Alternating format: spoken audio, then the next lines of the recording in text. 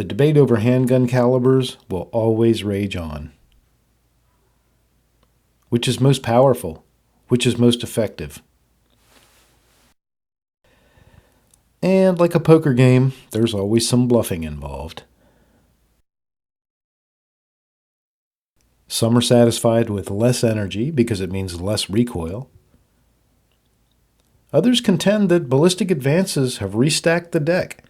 Even federal law enforcement may be moving back down to 9mm. And for many, 9 is just fine.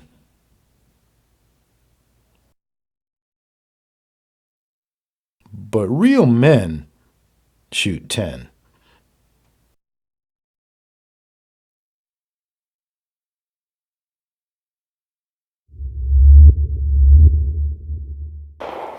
All right, let's take a look at this Kimber on the bench, on the table at the range. And it is a fairly cool day here at the range. It may be cold out, but at least there's a breeze. A new stainless steel Kimber and a 10mm stainless steel Kimber. The stainless Target II in 10mm. Not something you see every day, that's for sure. Looking forward to putting the first shots through it today. Let's load this thing up, take the very first shots. All right, let's start out with some Remington 180 grain.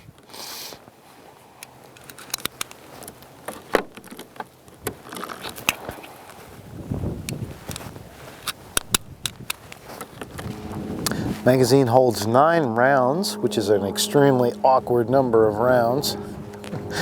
I like my nice even rows in the box. So, first 9 rounds. First 9 through the 10.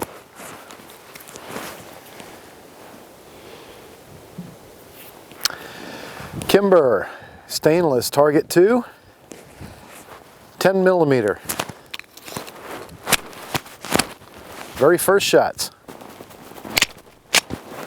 10 yards.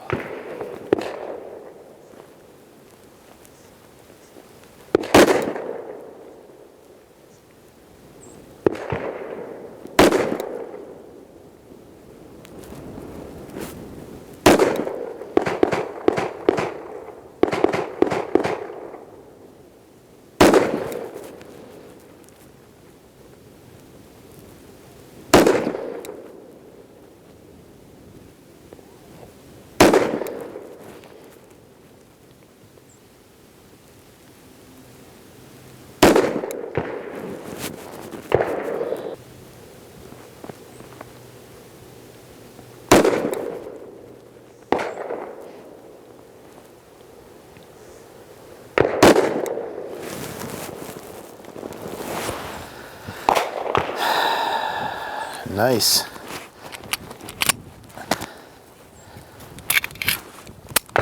Very nice.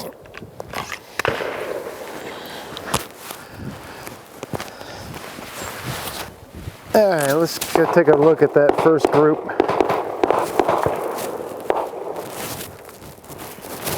All right, just offhand at 10 yards.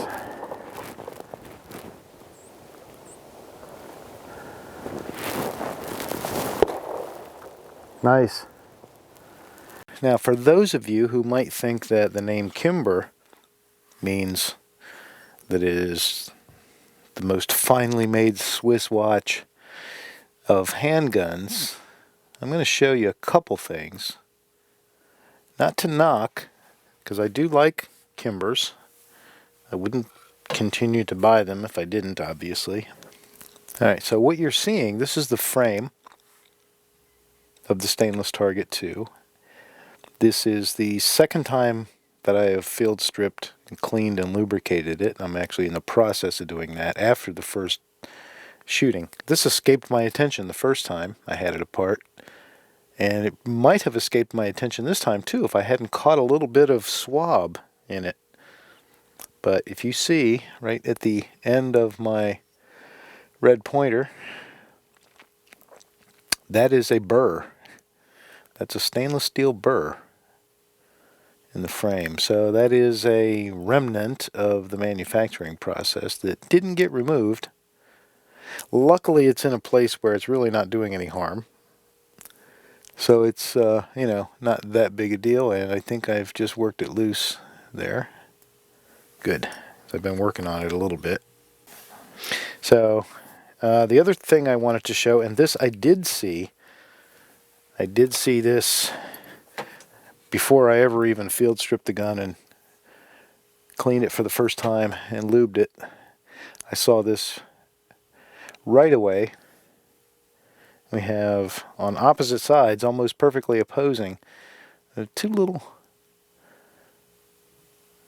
divots taken out of the steel. And the one on the left is the more severe, but there's two little nicks, and it almost looks like because they're pretty well straight across, it looks like maybe this barrel was dropped in the assembly process. So cosmetic, but so there, for those of you who think just because it's a Kimber, it's guaranteed to be flawless and perfection, not necessarily. Real men don't just shoot 10mm. Real men shoot 10mm weak hand only.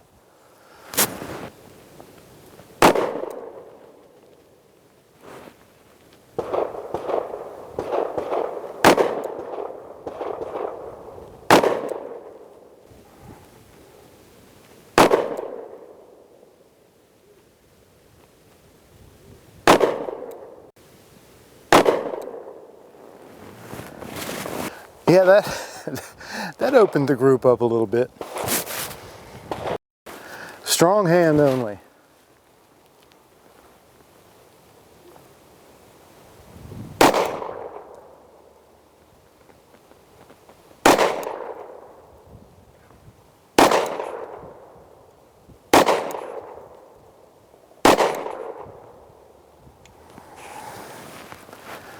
Good stuff.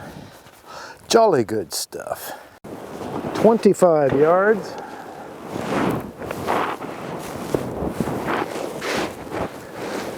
On a windy day, starting with Remington UMC.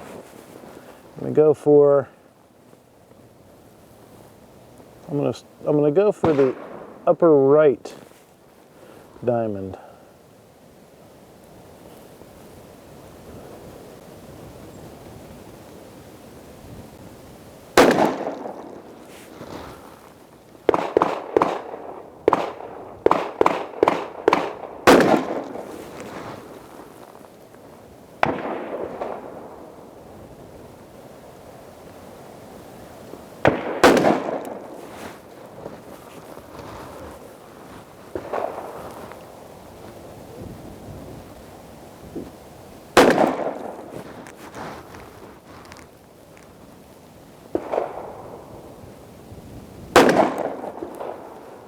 All right, now I'm gonna go with some Serbian ammo, PPU, jacketed hollow point. We'll do 5 rounds of this.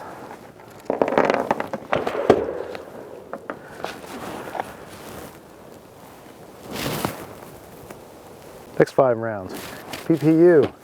Jacketed hollow point from Serbia. 180 grain bullet. JHP. All right, we'll go for the lower right diamond.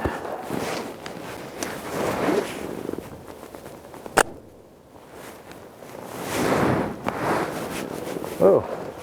Target stand is almost wanting to blow over down there. It's windy. A little windy today.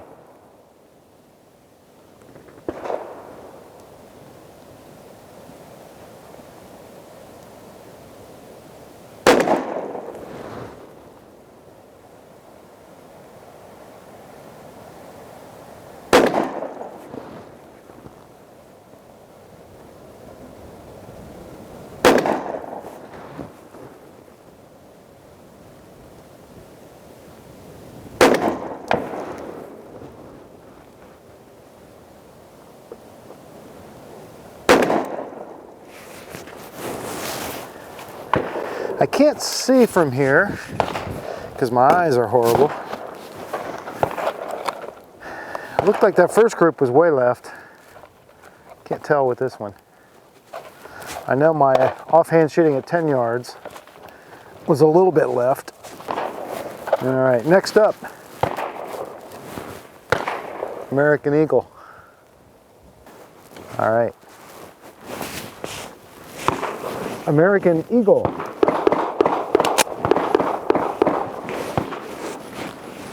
10mm.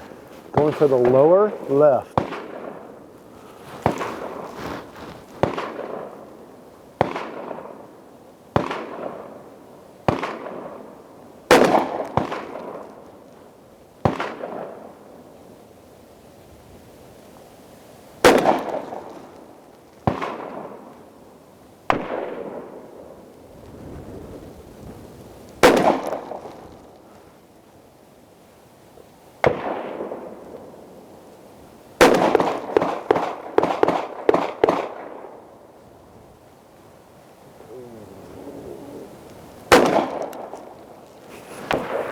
Whoa, I killed it. The target stand fell over. All right, let's go take a look.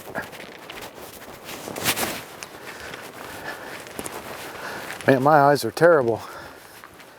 But look at that. Holy cow. All right, so first group, 1, 2, 3, 4, 5. That was a earlier shot. So yeah, to the left and maybe a little bit high. Second group was like a perfect vertical string. Look at this. The second group.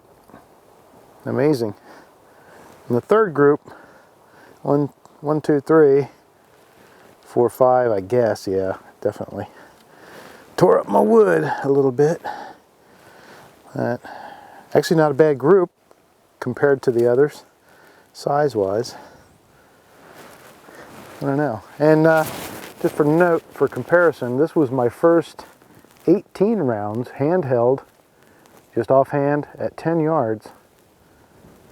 Okay, just some closing summary comments for part 1, the unboxing of the Kimber Stainless Target II in 10mm.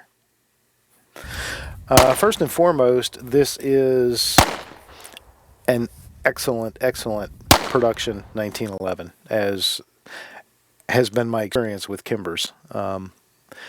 And, you know, the Kimber, as I demonstrated, the Kimber is not the fine-tuned Swiss watch that some people will make it out to be, or that Kimber would like to have you believe. It is a production gun. This gun is incredibly tight. There's absolutely no wiggle at all in this slide, as I experienced also with my other Kimber, my TLE2. Fit and finish is excellent. I did point out a couple of small things. I pointed out the burr I found inside, and I pointed out the little divots out of the feed ramp. But, you know, that aside, and, you know, neither of those has anything to do with the function of the gun. This is a fine quality, and the 10mm is really what sold it for me. That was the novelty. And this is about, I believe, a 38 ounce. I'll correct that if that's wrong, but I believe this is about a 38 ounce pistol unloaded. And it's got about an 18.5 pound spring. So you're talking about 18.5 pound recoil spring for a 45 ACP. You're usually looking at between 14 and 16 pounds. So that's the difference. That 18.5 pound spring really absorbs a lot of the energy from that 10mm cartridge, and then the rest of it, of course, you've got the weight of the pistol. So it really shoots 10mm much softer than you might think. It's very manageable. It really doesn't feel much different than, you know, say a 45. Let's take a quick look at the target that I shot on my one range outing. You saw this real time, but let's look at these groups. There was the first group I shot, which I believe was Remington UMC.